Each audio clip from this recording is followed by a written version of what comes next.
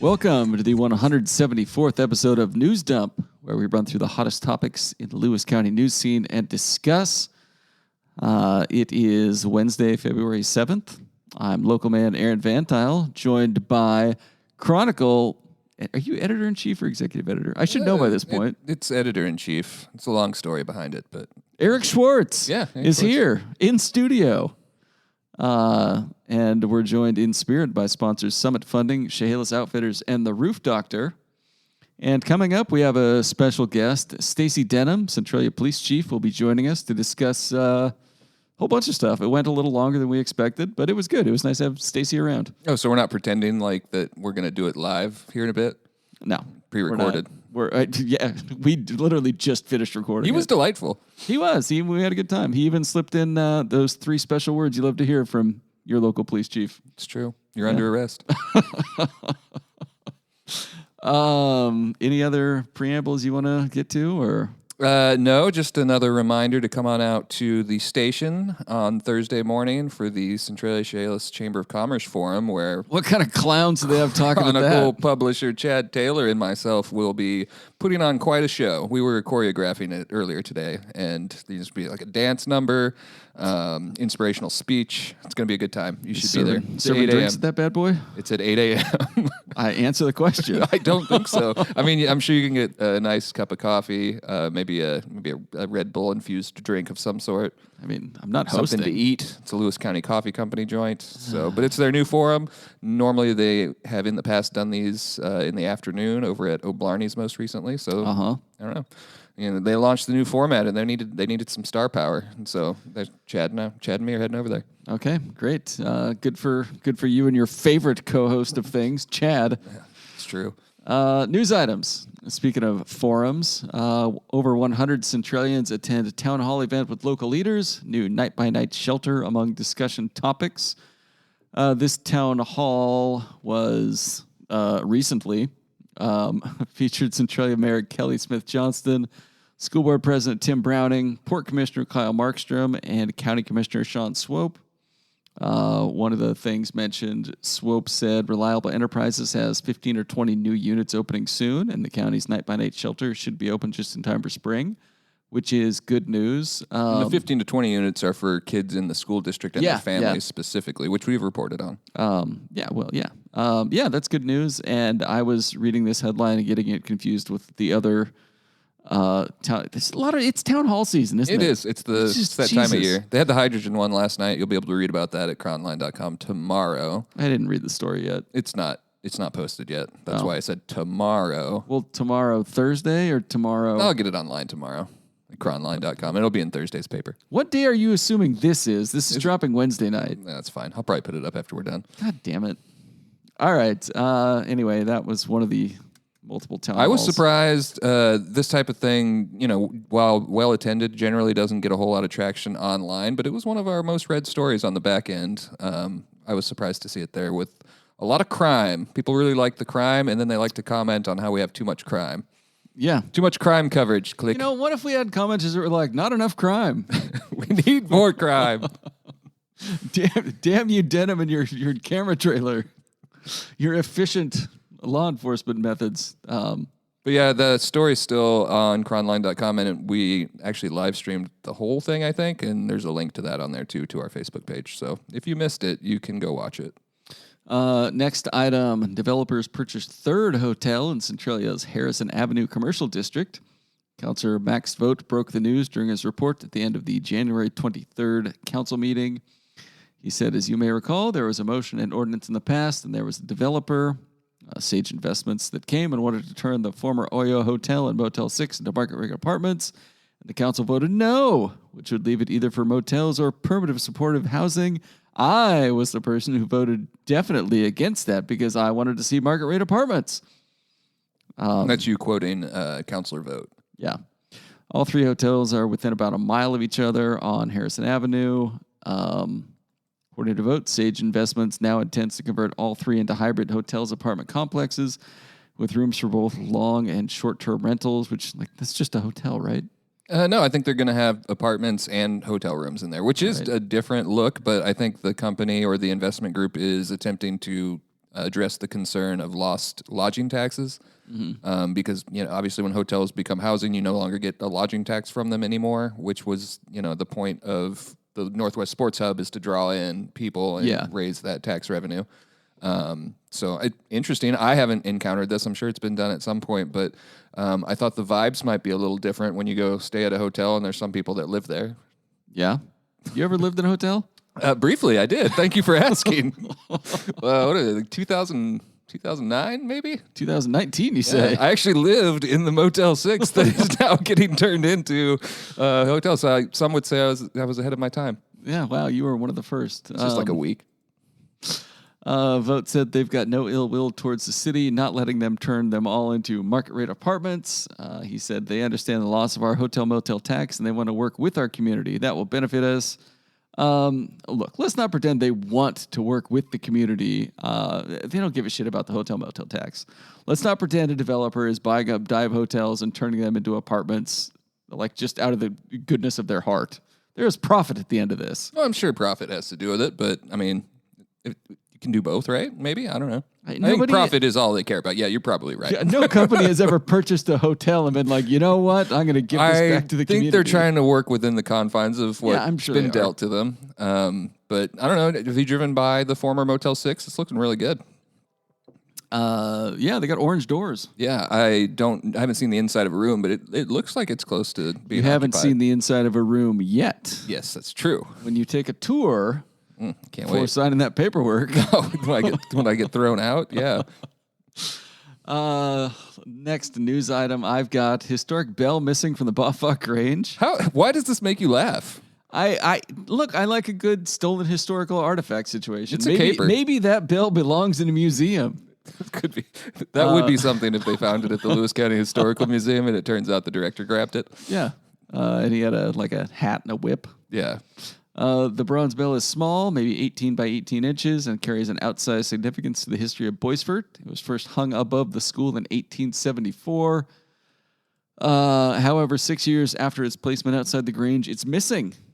The window for the disappearance has been narrowed to sometime between 4:45 p.m. on Thursday, January 25th, and 4 p.m. on Friday, January 26th. I like how specific they are. Like, they have it narrowed down to the somebody minute. Probably been checking on the bell. Yeah. It was bolted to the structure, and Lions Club member Paul Barr said it probably took two people to hoist it out. It was in working condition and tolled yearly on Memorial Day to mark those who made the ultimate sacrifice for their country. What are you going to do with a stolen bell? I can't remember the actual value, but Mitchell reached out to someone and determined what the scrap metal value would be, and it was not much. So did he call Rick from Pawn Stars? I don't know. Like, I got a guy. I don't know. It's probably. Where do you think it is right now? Do you think it's like sitting in somebody's man cave, like a real, like a Boisfort booster of some sort? It's like, well. Like, just didn't feel like they were getting their due. Yeah. I mean, it's like a rich guy in a white suit that has it in his smoking room.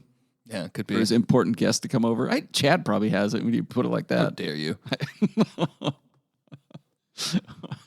It's in our podcast. We had a story on 2018. I don't have the link to it right in front of me, but it had been like languishing in, well, I don't know if a bell can languish, but if it could, it was languishing in like someone's garage, and they like brought it out, and there was a big to-do when they installed this thing. Yeah. So since 2018, it was sitting there. I hope they find the bell. Any other perpetrators? Any other news items before we move on? I think we can just cover what you don't get to in the other segments. I'll just do a run through the website at the end. All right. With that, we're going to take a break, and we'll be right back after this ad with Police Chief Stacy Denham. Hi, this is Jeff and Julie from Fairway Lanes. Jeff and I met Jasic of Summit Funding at our bowling center, so when we fell in love with this community and it was time to relocate, we knew we would be calling Summit Funding. They understand that everyone has a unique situation when buying a home. He had already helped 2 of our employees get into their own homes. The Summit Funding team exceeded our expectations. It was a seamless experience with great communication from his whole team. Thank you to Summit Funding for making our buying experience special and memorable.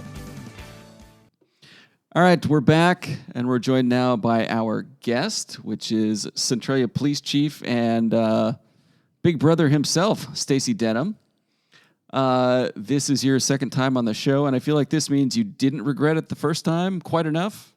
Maybe not quite enough. There was some regret there, but I think after 2 times, you're kind of like entered into the stable of hosts too. So we might have to add your photo. You're officially a recurring guest at this point. So how we're going to do this is Schwartz and I will alternate questions. One of us will come in first with something a little harder, a little angrier, maybe, and then the other one will come in and a little softer, kinder, try to kind of coax a good answer out of you, and then the other one will come back in harder. This is a new technique I have personally developed. You probably never heard of it. This is good cop, bad cop. I can see it already. Completely different. No, completely something different. like that. No. But my first question, in your capacity as police chief, do you know what car I drive? No. Good. Okay, we can move on. But I can find out very quickly. No, but I will start the questions now. First up, you finally laid to rest the law enforcement career of Phil Reynolds. Did you feel like doing an Obama-esque, ladies and gentlemen, we got him announcement once that was all final?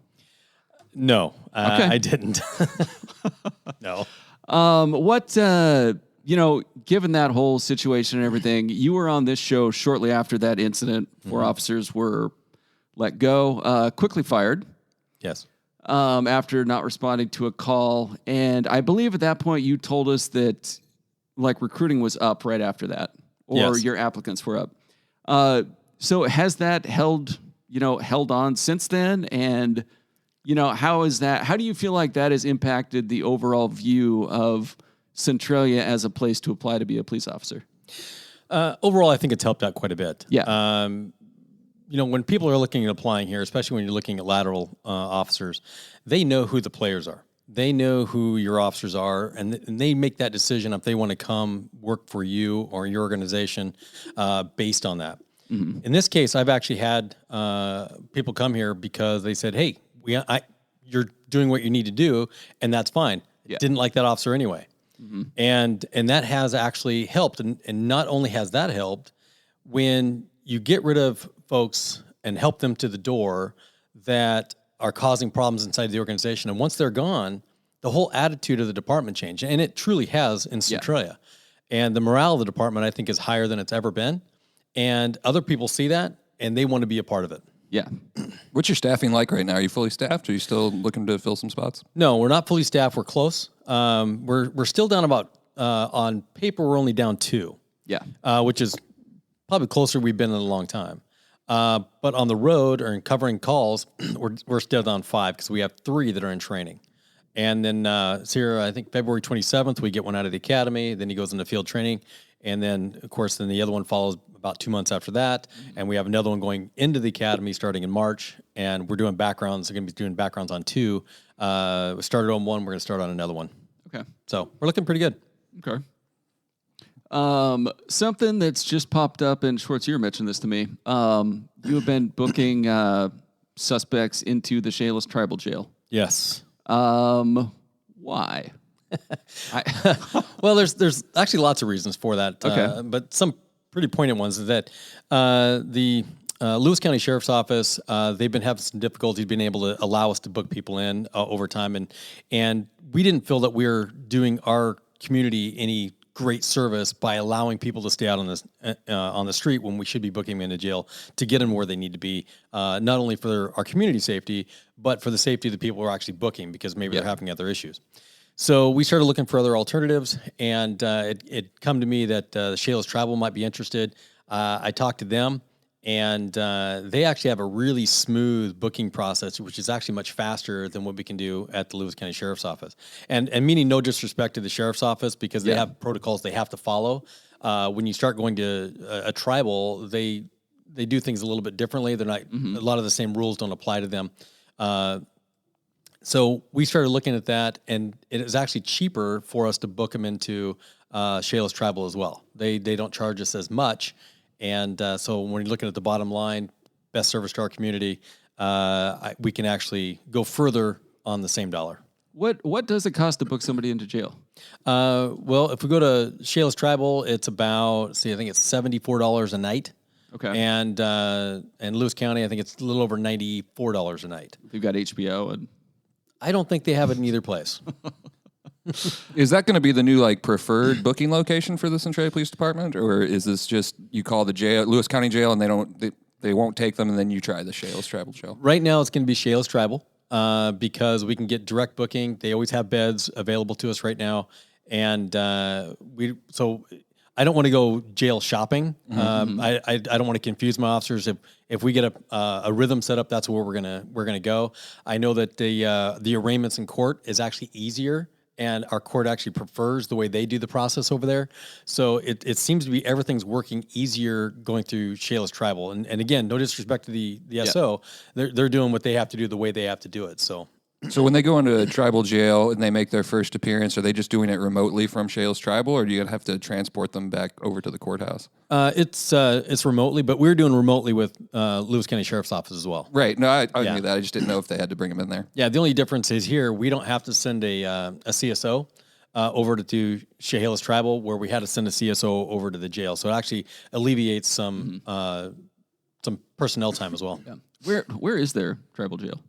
It's about a few blocks away from the casino. Okay. All right. Is there precedent for it? I know we see Thurston County books people into the Nisqually jail from time to time, but has the Centralia Police Department worked directly with the Shales Tribal Jail that you're aware of in the past? No, I don't know when they started opening up for outside agencies. I know that Nisqually Tribal has been doing it for quite a while, and they have a pretty big jail up there in Nisqually, and I think they take people from Pierce County and that whole area, and Lacey, I think Olympia, and all of them book them into Nisqually Jail as well. Okay. Interesting. Just on that topic, I just want to note that I appreciate the press memos, and it predates even you, but the fact that the Centralia Police Department puts out that press memo every day, holidays, it's always there, it really allows us to see trends like that, because it's not like you put out a news release, it's like, hey, we're doing the Chehalis Tribal Jail now, but you put all the information out there, and I appreciate that. Well, and it's great, because one of the things that I've always stuck to is that we need to be transparent as possible. And I put a lot of things in my press release that I think most people probably wouldn't, and most agencies probably wouldn't. But when you see the value to it, our community members want to know certain things. And they want to know where people are from. They want to know where people are being booked in jail. Because we actually get phone calls, and we had one recently, where someone goes, hey, you arrested my daughter, and I looked at the jail, and she wasn't there. It's like, that's because she went to Shales Tribal. Right. Yeah. God, that's going to throw a lot of people for a loop. Do they have an online booking? Can you check the Shales Tribal Jail? I guess I can check that myself. I think you can. And you're right. It throws people for a loop, especially people being arrested for the first time. Wait a minute. because we get on the freeway and go north and like, hey, where am I going? just another sovereign nation, that's all. Don't worry about it. Don't worry about it. We're the government. We're here to help you out. Yeah. And they do have a jail roster. You're correct. Yes. Speaking of press releases, your guys' social media stuff, like Facebook posting, whoever you have doing that is doing a nice job. Good. Just a little compliment there. Good. You don't have to name them or anything. Maybe you don't want to, but she's doing a fantastic job. And it's Naomi. I'll throw her name out there because Naomi does a great job. Mm-hmm. We picked her up, and I kind of let her run with that because we wanted a better social media presence. Yeah. And she appeared to be good at it, and she has lived up to her reputation of being good at it. It's been strong work.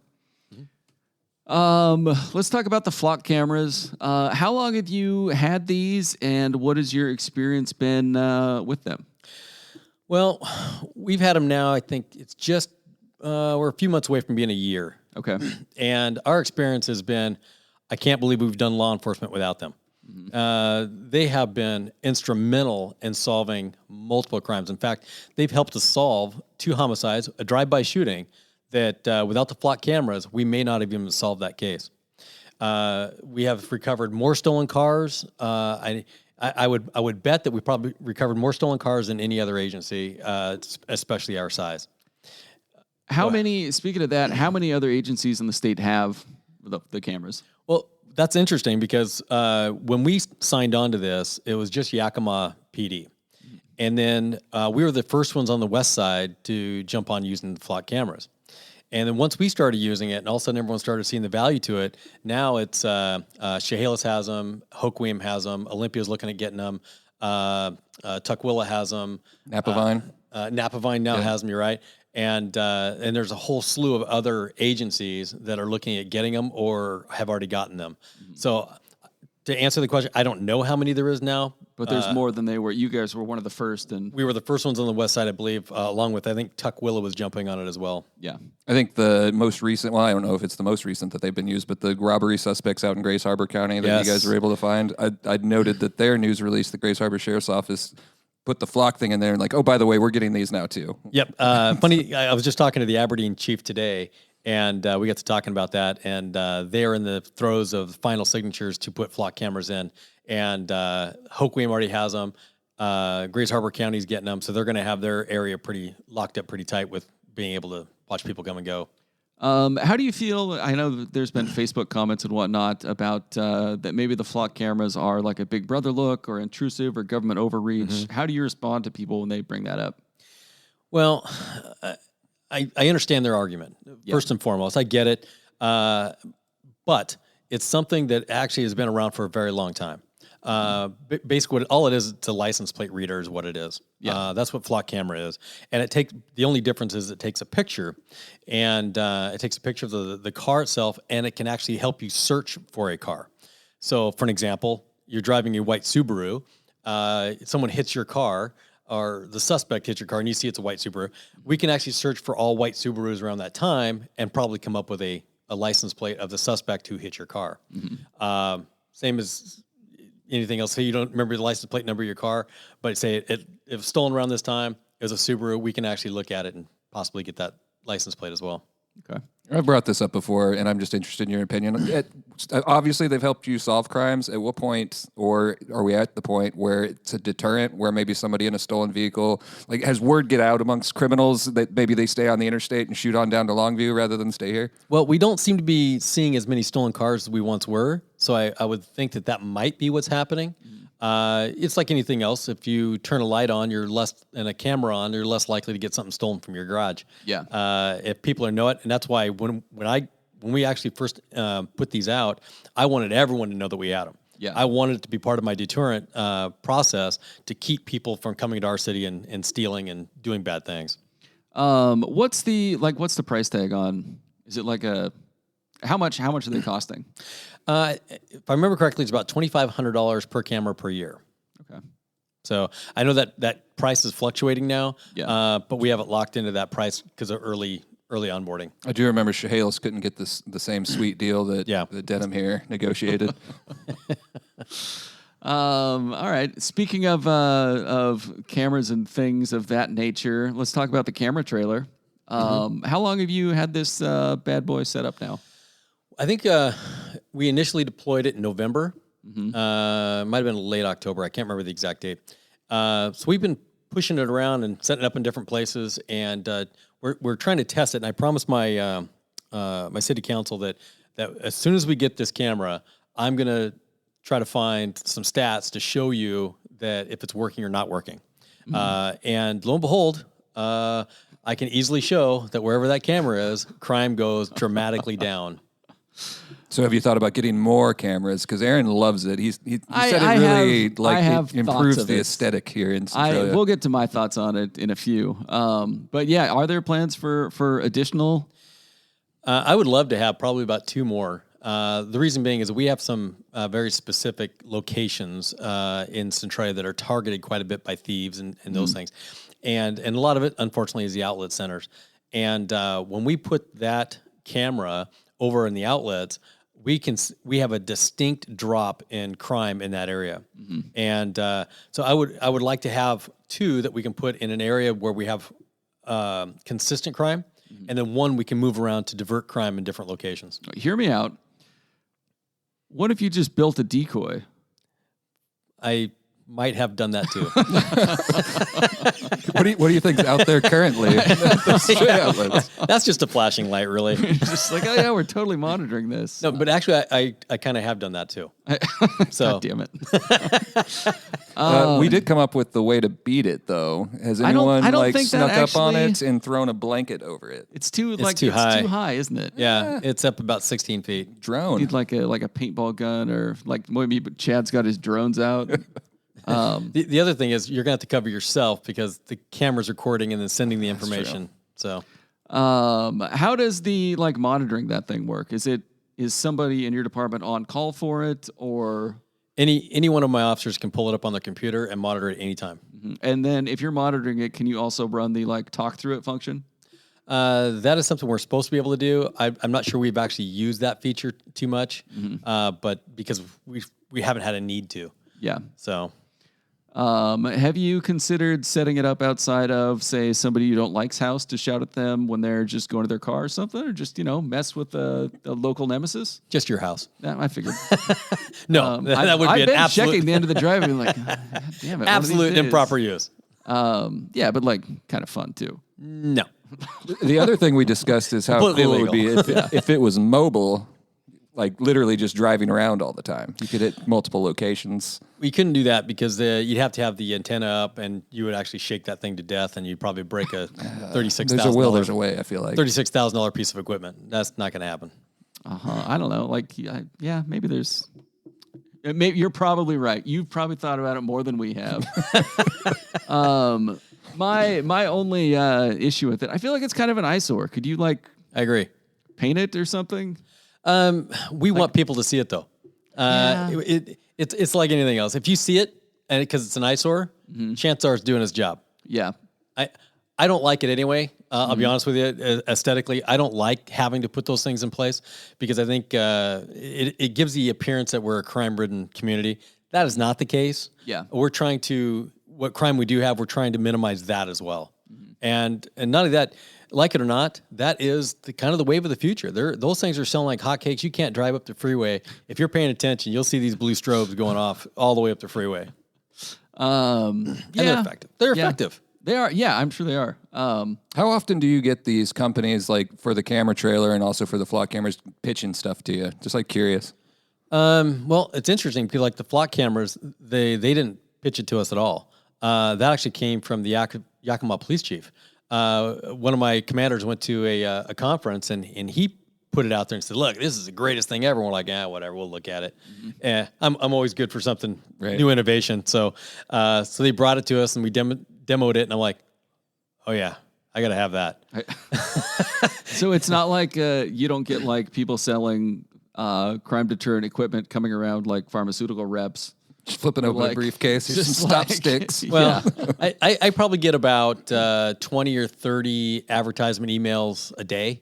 They're always trying to sell something, and I just click through them and delete them. Yeah. Usually the only way that I'll look at something is if somebody, one, is looking for a particular solution, kind of like our stop sticks or our pursuit eliminator sticks, or if another agency says, "Hey, look, we looked into this, and this is really effective," then we'll actually dive into it.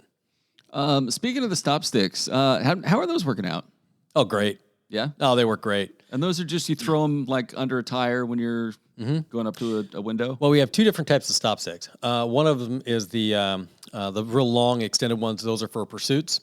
And we use those pretty effectively. And then the other ones are the pursuit eliminators. And they're only about 24 inches wide instead of 9 feet. And when you're going up to the window, officers drop those by the tire between the car. And we've actually deployed those several times where people have taken off on us and the tire blows out. And the interesting thing about normal spike strips is when they run over them, it kind of slowly deflates the tire because the car is moving. Well, in this case, the car is not moving, so we can deflate the tire a lot faster. So when they drive over it, the tire goes out, just boom, it explodes. And the air goes out of it in a matter of a second and a half, 2 seconds. I think you had that at the outlets recently, didn't you? Somebody try to back up, hit a car. We've actually done it several times at the outlets and stolen cars that got picked up by flock safety. Is it only when the officer has a suspicion of some sort, or are you dropping these behind grandma's wheels when you're pulling her over for expired tabs? Well, first and foremost, we don't know it's grandma until we get up there. That's what I mean, though. but yeah, we'll do it for any car. Whenever the officer has any kind of inkling that something's going to go sideways, they'll drop those things down, and just to ensure that the car doesn't take off and become a public safety issue. Is there anything else coming down the pike as far as innovations, I guess, or new products, new cameras, anything like that you're thinking about introducing to the department? Not right now. I don't see anything on the horizon. Most of the things that we're doing is we're just renewing or updating some of the stuff we already have. But that's really about it. All right. You've been critical of the state's handling of crimes at Green Hill School. Could you talk a little bit about the warrant that was served last year and your understanding of the current state of the facility? Your criticism was described by Governor Inslee's spokesperson as misleading, politically motivated broadsides. How do you feel about Green Hill? That's a lot of questions. So it's a big one. I wrote that one. Yeah, you wrote this one. I'm going to have to unpack that little by little here. Well, start with the search would've been warrant. funnier. Start with the search warrant. Okay. I'm going to back up just a little bit past the search warrant because the search warrant makes more sense when we start at the earlier beginning. Mm-hmm.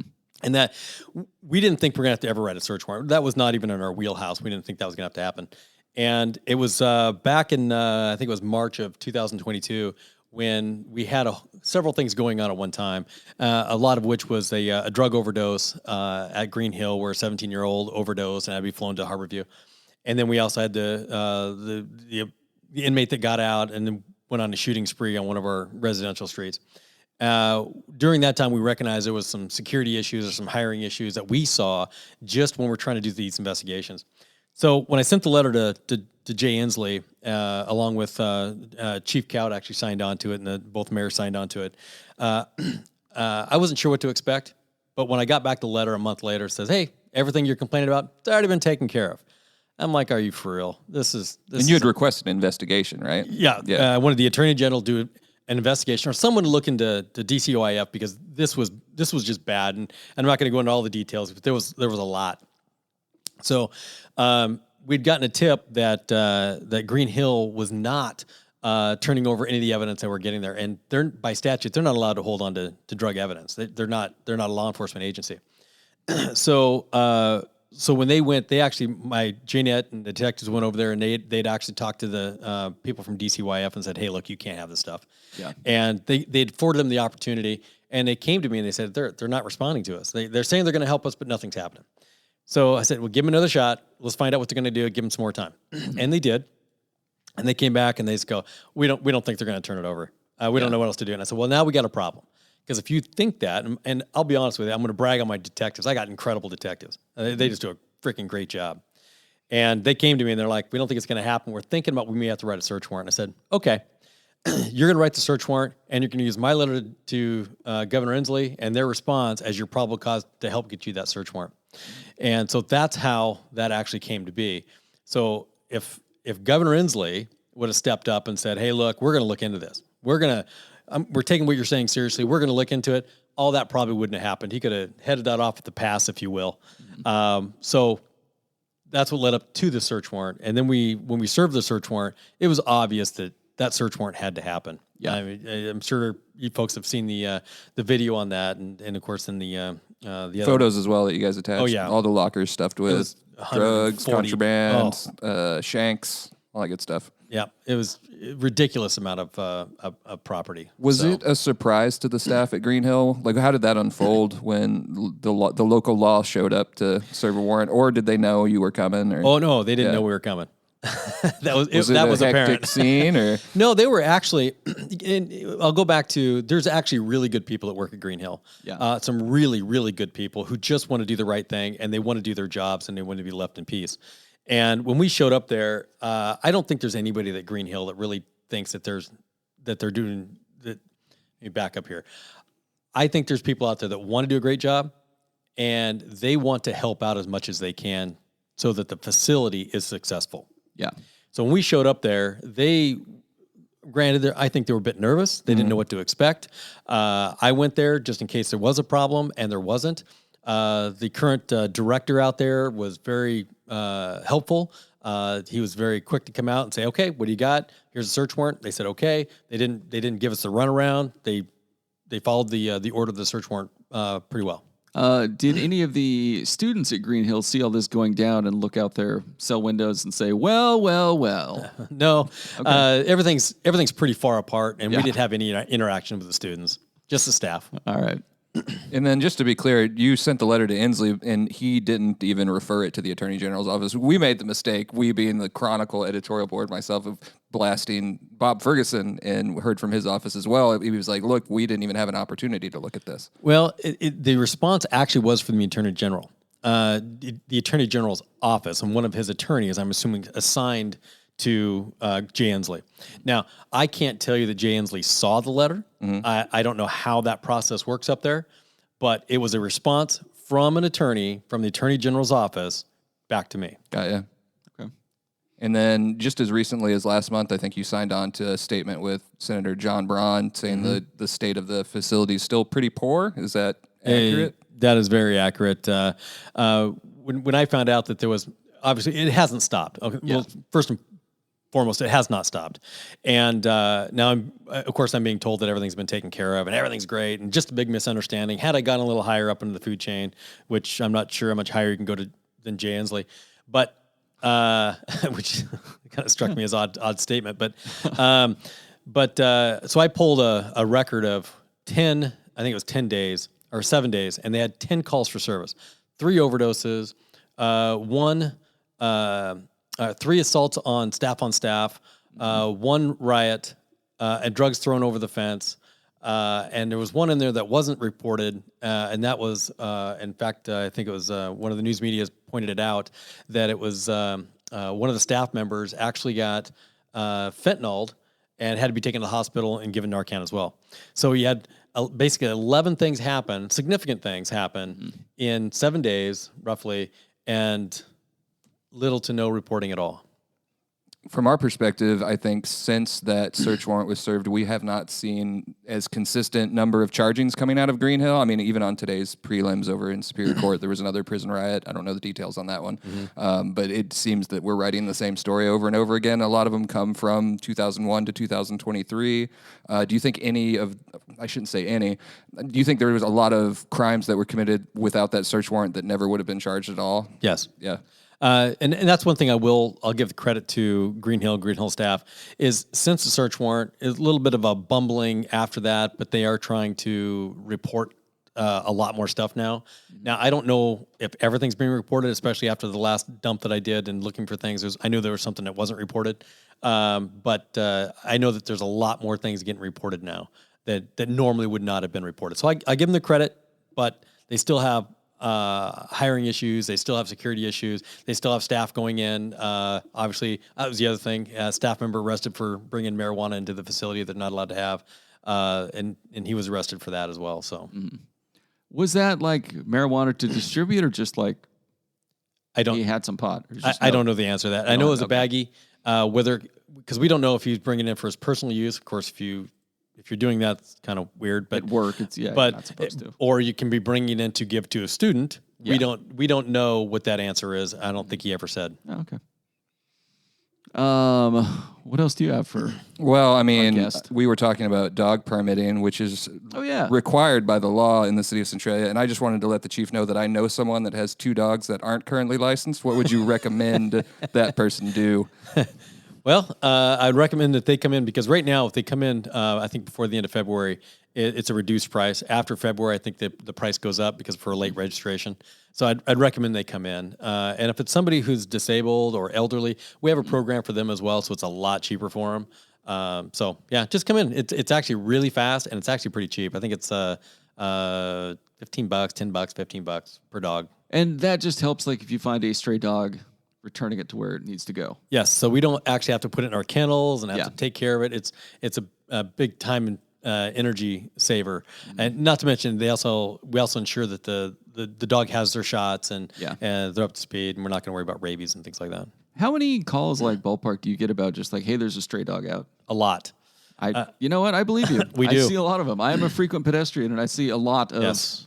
We actually be out there. Yeah, we actually, on average, we maintain probably about roughly about between 4 and 10 dogs at our kennel at any given time, and that's just the city of Centralia. We have a lot of them that get dumped off. We get people walk them into the office and things like that. And we're always, if you follow us on Facebook, we're always looking for owners for dogs and trying to find some way to get them back to their home. Okay. Do you anticipate doling out citations for those at some point? Like, I mean, obviously the dogs have become an issue for the department ever since the animal shelter can't take as many as they used to. We've already begun. Already begun? Yep, we've already begun. It is when we start picking up the same dog again and again, that becomes problematic. Yeah. So we chuckling. Just because as I said, I'm a frequent pedestrian. I see the same dogs out often. So we've started now, and with now, even with this, we're pushing out this idea that, hey, look, license your dog. It's not expensive. Yeah. We work with people. We got different programs for elderly and whatnot. Just license your dog, because that's the safest way for your animal. If you love your animal, license your animal. That's the biggest thing. All right. Will you use the camera trailer to crack down on unlicensed dogs? That's the question. The mere fact you're asking me that makes me want to drink. I don't know. I feel like if you get to the point where the biggest concern is unlicensed dogs and you're putting the camera trail on it, like, things are going pretty well. You know, that would be the problem to have, right? Or there's a shitload of dogs out there. Yeah, that could be a whole nother experience and problems get down the road. So no. All right. You got anything else? That was the last of our questions. I did note that, I think it was last week, you guys had a presentation on Project Guardian, so I didn't know if you wanted to note that at all. You know what? That is probably something that everybody should take note of. Project Guardian is an amazing program that we are now at the stage where we're going to try to push that out. In fact, my commander just told me today that he's going to be going down to Vancouver PD to show them what we're doing. Again, it's something else. You got to say, Yakima's ahead of the game because we actually got this program from them. So you think about, all the people that are out there. It's easy for us. We walk around, we communicate, and we don't have any problems for the most part. Mm-hmm. But we forget about the folks that really need our help, and those are people that either have loved ones that maybe have Down syndrome, or they're not communicative, or they lash out. And the problem is, if you look at it, if parents have children who lash out, or they don't want to stay in their seatbelt, or they run away a lot, who knows what's going to happen? They come and they register their loved one with us. So what we do is we have a picture of them, we have what their triggers are, and so if, say, a male in uniform is their trigger, then we send a female. If it's just the uniform, we send a detective to go talk to them, because we want to de-escalate them as quickly and as best we can. Yeah. But they can tell us that they're attracted to water. We know to check the waterways to make sure they're not in the water. So, and they update that every year. They can give us all the information they want, as little information as they want. We take pictures of the parents so that if anything happens, say they're outside of our area, say they go up to Olympia who doesn't have the program just yet, and someone calls it in as a child abuse because they're trying to fight them into their seatbelt again, because this is actually a real concern that a parent had when they signed up their child. The child is non-communicative. They don't like being buckled in. So you can imagine if you pull in a Safeway parking lot and there's a parent fighting with their kid to try to get them in there, and you call 911, the officer shows up, they don't know what the heck's going on. And so they can actually say, call dispatch, they have all my information, they have everything. And it takes that pressure away from the parent or their loved one that they are actually trying to help. And it can be any age, it doesn't matter what. It's a great program. Okay. You can sign up on the City of Centralia website if you click through to the police department, and there's a whole page for it. Mm-hmm. Okay. I think that's all we got. Anything you want to add? I love you guys. Thanks for coming on our dumb podcast again. Oh, sorry, I'm not supposed this is the second time in a week a cop has lied to me. No, we appreciate you coming on. It says a lot that you would come back after the first time. You have at least some modicum of respect for this office. So, but it really does go into the whole idea that it helps me to be transparent, as transparent as possible. Yeah. And I think all law enforcement agencies should be doing things like this, quite frankly. I agree. So, all right, Stacy, thanks a lot. And we'll be right back. yeah, thanks. All right, we're back. Another big thank you to Stacy Denham for joining us and putting up with our shit. How did you feel about Denham joining us? I thought it was an interesting interview. I thought it was pretty transparent. And I liked probably especially hearing about the Green Hill situation, just because that's such a odd thing to me to have the local police go serve a search warrant at the local, juvenile detention facility. So I enjoyed hearing a little bit more about that. Yeah, that was good. I liked learning more about the camera trailer deal. Anyway, it's time for segments. And first up, we have Tales from the Takes page, a.k.a. What's Going On in the Opinion section. You just went to town on this one. And on the opinion page, we've got a hydrogen takeoff. Yeah, I got 2 letters to the editor around the same time that were both well over the 500 words. And you know what I do with letters over 500 words. I send them back. Yeah. You just have to send them back. But I was like, you know what? We'll just run them side by side and we won't even call them letters. We'll call it competing views. Yeah. So the first view that is in competition with another view comes from former PUD boss Dave Mueller. And his view is titled, "Is the hydrogen plant in our best interest?" Which is a worthy question. He presents some ideas about why it might not make sense, namely that it's a lot of money and it might not benefit Lewis County all that much, and it will consume 2.5 times the amount of power the PUD currently produces, which sounds like a lot. Yeah. He asks, do our local leaders really understand the cost and inefficiency of hydrogen? Has the risk to electric ratepayers been taken into account? How much capital is Fortescue investing in the hydrogen plant? These are some of the many questions needing answers before hundreds of millions of tax dollars and a significant amount of our hydroelectric energy is committed to Fortescue's plant. On the other hand, we have a column from Lou Desmond, whose profession appears to be smirking and chuckling at the absolute rubes in Lewis County. He lives in Lewis County, I think. Dare question the almighty dollar. Allegedly lives in Lewis County. Winlock. His letter is titled, "Hydrogen Plant is an excellent project for Lewis County."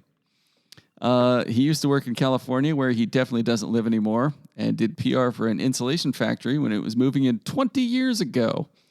And people had questions then, too. But once those big $40,000 a year jobs moved in, boy, did everyone shut up and swim 20 years ago, Aaron. Swim around in their towers of gold coins like Scrooge McDuck.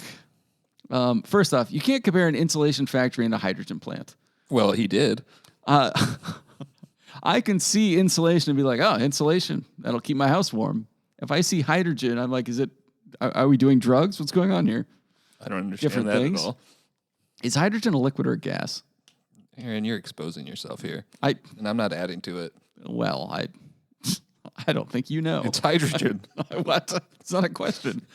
So in his letter, he brings up the fact that Lewis County is paying a lobbyist/fixer named Kent Caputo $10,000 a month.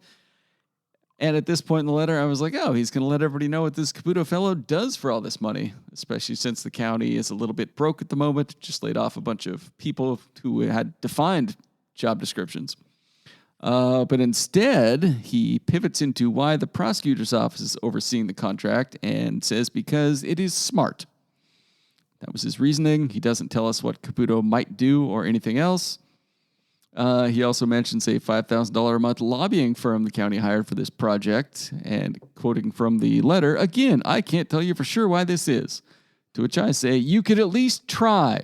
If you're going to write a column addressing the mystery lobbyist taking home $180,000 of taxpayer money a year, you can't just say, trust me, I'm something of a mystery lobbyist myself. Again, he did. And frankly, the county management hasn't earned the right to just say, hey, don't worry about it. We're good at our jobs for something like, 6 figures worth of lobbyists. And if these fixers and lobbyists were any good, the county wouldn't have so many problems. I wonder if the fixers and lobbyists got the Pacific Northwest hub to be partially located in Lewis County. Maybe. Could be. Maybe they could have weighed in on a few other items. Maybe. Like responding to the allegations that the county has a fixer or something. Like if your fixer can't even fix the fact that people are asking why we need a fixer, what good is the fixer? Yeah. I don't know. At one point in his letter, he also compares himself to Ray Donovan, the Liev Schreiber character on, I think, like a TBS hour-long evening drama, which I would probably not do. I still haven't been able to bring myself to get excited about the hydrogen thing one way or the other. We're just reporting on it, going to the meetings, covering it. But there's also a Ruth Peterson take on the matter, which I thought was really good. That's in today's edition of the Chronicle, actually. And the headline on that one was, everything that benefits us comes with some risk. And I actually thought this one was a good middle ground in terms of she does not come down in favor of the new hydrogen generating plant. She doesn't come down opposed to it, just kind of lays out some parallel arguments, a direct comparison to TransAlta, for instance, and many of the criticisms that you could give the hydrogen facility could also be leveled at TransAlta, and possibly were when TransAlta came here.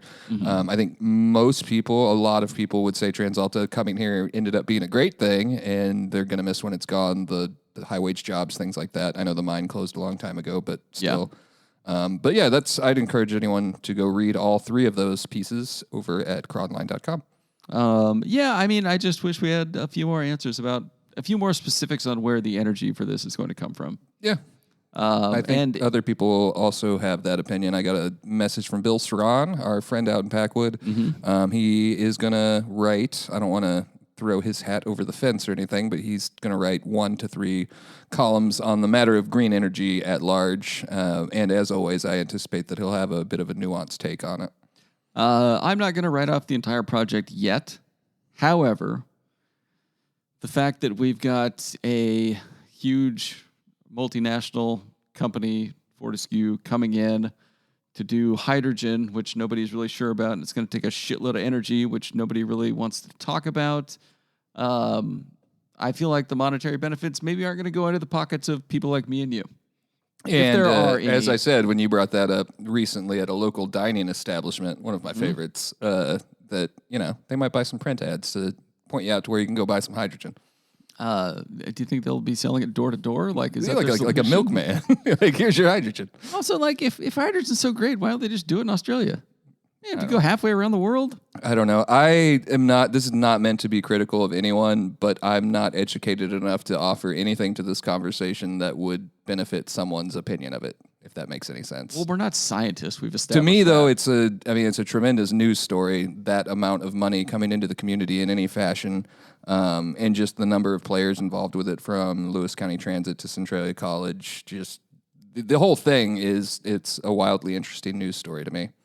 And all sorts of takes. I'm sure we'll have more takes on it. We've also had some letters about it as well. It's been fairly evenly split, but those who oppose it really oppose it, and those who support it really support it. So I don't anticipate large numbers of people moving from one camp to the other, regardless of how many town halls are held. Yeah. But again, you can read all about that town hall in Mitchell Rowland's story that'll be in Thursday's edition and up on Cronline on Wednesday. Cody took pictures of the town hall last night. And I was like, how was it? He's like, I don't know, man. It's another hydrogen town hall. What do you want me to say? Cody's there to capture images, not the essence of the event. So enough for a cut line. God bless Cody Christian. We love him. You know what I really hate worse than anything is a wet take. Yeah. There's nothing worse when they get soggy. You throw a roof over it. Mm-hmm. You're throwing a roof over your house. I am. I have the roof doctor should be throwing a roof up for me here in the next few days. I'm pretty excited about it. Colton from the roof doctor came out, met me. We looked at the roof. We agreed. Probably need a new roof. Gave me a free estimate. He called me today and gave me a time frame for when it's going to happen. Overall experience so far, 10 out of 10. I'm happy. Are you going to give a positive review, assuming that the roof is sturdy? Yeah, I'm going to go dance on it first, as I do before I make every one of my takes. You gotta test it with a pickaxe, is what I've been told. Yeah, well, I'm going to stand on top of it and pee. Okay. Probably for a while. You might have some issues with our guest when that happens. I think it'd be cool that you might make Sirens Banger of the Week. But if your roof is under the weather, give our friends at the Roof Doctor a call at 360-736-0246 or 360-583-4295. They offer new roofings and re-roofing, roof repair, roof cleaning, and emergency roofing, and always give you a free estimate. You can check out more online at theroofdoctor.com. Sirens Banger of the Week. The first one, officers responded to a vandalism report on Lilac Lane in Centralia early Thursday morning. A gentleman, quote, deflated the air out of his girlfriend's vehicle tires without causing any damage to the tires, according to police. The Girlfriend, however, quote, believed her boyfriend slashed her tires, so she slashed his tires. The boyfriend did not wish to pursue charges. And at this point, I'm reading this thinking like, I wish officers would include just a little more color commentary into their reports, like, probably because she was a total smoke show, or, quote, I went ahead and saved the address because I got a feeling we'll be back here before too long. Yeah, I don't find that humorous, Aaron. It says more about you than me, sir. I found the whole thing humorous, trust me. Like, hopefully there's no, like, domestic violence involved there. I guess that could be a form of domestic violence. But, yeah, he deflated the air out of her tires. I would assume they had been slashed as well, so... But overall, it's kind of a love story, isn't it? Yeah. I think these kids are gonna make it. Like when they got to that last line of the press memo, and they were like, the boyfriend decided not to press charges. It felt like that moment you close a book, like a good romance. You're like, they did it, and as you wish, he said. And then the next one, 3 females stole a large amount of lotion products from a business on Harrison Avenue on Sunday. The suspects reportedly concealed the stolen items in their clothing and left the store. The final tally was a whopping $3,000 worth of lotion, or as Eric Schwartz calls it, a whole week's worth. LOL. That's a lot of lotion. Yeah. Lotion is pretty spendy, though. So. Is it? Yeah. If you want the good stuff. I did look at I was trying to figure out exactly where this was at, and I thought I figured it out, but it wasn't enough to put it into Siren. So is it Rite Aid? I don't know. That was what I suspected. I mean, what other business on Harrison would have $3,000 worth of lotion? Could have been like a multi-level marketing scheme of some sort. They were essential oils. People's Champion of the Week. We've got several nominees. Yeah, only one winner though. First up is Knapvine's new fire chief, Brent Adams, lifelong Washingtonian, who's worked construction, fire, and law enforcement. He was a lieutenant at the Key Peninsula Fire Department in Pierce County most recently. He should be good. We've got Brandy Clark, Morton's own Brandy Clark, and now a Grammy-winning recording artist. Pretty cool. Yeah, we had a couple pieces on her in today's edition of the Chronicle, both of them from the Seattle Times, but one of them really dives deep into her growing up in Morton, and that one got very positive reviews, and then the other was just about the big win and then other Washington artists that won Grammys on Sunday. Was Sunday or Saturday? Maybe Saturday. I don't know. I did not watch. I did watch this year. It was a great show, Aaron. Congratulations. And you missed out. Celine Dion was there. Yeah, I heard about that. Jay-Z was there. I heard he had some thoughts, too. He had takes. Taylor Swift was there. Mm-hmm. No. Yes, she was. Let's see. Another nominee, Shayless Tribe Chairman, former mayor, senator, all honored by the Economic Alliance of Lewis County. These are, of course, the Richard Awards. Buck Hubbard got one. Dustin Klatouche got one. Fred Ryder got one. And John Braun got one. I'm just reading. Breaking news. Yeah, I had to add that one on there. Yeah, there were 4 awards given out. Do we want to enter them into the running as one single nominee or 4 separate nominees? I think you could keep them as all 4, but I don't see anybody beating Brandy Clark in this one. What about Geraldine Maxfield? She was pretty good, too. Teacher named State VFW Teacher of the Year. She was great too, but I don't know how you could pick anyone but Brandy Clark in this situation. She's from Morton and she won a Grammy. That's enough. So this will be the most important award she's won this week, regardless. People's Champion of the Week. I'm hearing her knocking on the door. She's like, thank you. I'd just like to accept this. She'd be a great guest. She would not return our emails. I think she, like Chad Kramer, who was a guest on last night's Sports Dump, is friends with her. The Seattle Times piece she was very fond of Morton, talked about how she didn't want to leave Morton. I didn't know that she had a basketball, like she went and played basketball at Central for a while. Yeah. She's a ball player. Were you around for that? How old do you think I am? I don't know. A lot older than me. I know that. She played in the 90s, I want to say. Okay. So no, I was not around for that. You were in competing. Middle school. Finishing last in golf. I did, yeah. Sarah was trying to find that news item, by the way, today. I don't know if the Chronicle story's on there. The result from that tournament is still on WIAA.com. Well, she's looking in the actual microfilm to find where Sam Bakatich wrote about you finishing last in the golf tournament. I could tell you when it was. I could probably go find it. I won't, but I could. Don't worry, we'll get there. I looked through Facebook comments and didn't find anything that rose to the level that we needed. So no Facebook comments of the week. It's nothing crazy. What a great week. Yeah. Everybody was happy. What's in the next edition? Do you want to do today's edition or we'll just do a edition? rundown of the news. Things we might have missed. There was no robbery at Chase Bank today. A lot of people thought there was because there's a bunch of cops there. But Emily made some calls and figured out a welfare check on some folks in a car, and it turned out the car was stolen. So there was 2 people arrested, another one referred. Just this afternoon, we posted a story on Natalie Eklund getting the President's Scholarship from PLU, which is a big deal. It's $34,000 a year. Cool. We can't do all scholarships. That's a newsworthy scholarship, in my opinion. That's pretty good. That's a lot. She's a great golfer, too, isn't she? I think that's where I remember her name from. Yeah, I think so. We have some crime, which everyone loves, from Emily. A man charged with DUI and assault. He crashed his vehicle near Onalaska and then allegedly fought deputies and a nurse over at Providence. At the same time? Yeah, same time. Same exact time. A little coverage of the fire in South Thurston last night over at Moon Road and US Highway 12. There's lots of good stuff. We got a full story on the Economic Alliance awards, and then one that I liked was the state senate voting to rename part of State Route 6 for slain State Patrol Trooper Justin Schaefer. Will be that stretch through ADMA. Hopefully that just moves right through the House.